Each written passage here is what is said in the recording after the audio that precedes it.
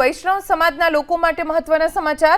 સુરતમાં ગોવર્ધન નાથજીની બેઠક કપાતમાં નહીં જાય। ગૃહમંત્રી અમિત શાહે ડિઝાઇનમાં ફેરફારનો આદેશ આપ્યો। સુરતમાં આવેલી છે 400 વર્ષ જૂની ગોવર્ધન નાથજીની બેઠક। રેલવે સ્ટેશનના ડેવલપમેન્ટના કારણે કપાતમાં બેઠક જતી હતી। વૈષ્ણવ સમાજે અમિત શાહને રજૂઆત કરી। અમિત શાહે તાત્કાલિક ડિઝાઇનમાં કરાવ્યો ફેરફાર। વૈષ્ણવ સમાજના લોકો અમિત શાહને મળવા પહોંચ્યા હતા। ઠાકોરજીનો પ્રસાદ લઈ સમાજના લોકો અમિત શાહને મળ્યા હતા। અમિત શાહ આજે સુરતના પ્રવાસે છે। અમારા વૈષ્ણવો તરફથી અમે એક પત્ર આપણા કેન્દ્રીય ગૃહમંત્રી આદરણીય શ્રી અમિતભાઈ શાહને અમે લખ્યો હતો। તેઓ વૈષ્ણવ છે એટલે તેઓ જાણી શકે છે કે બેઠકની મહત્વતા વૈષ્ણવો માટે શું હોઈ શકે।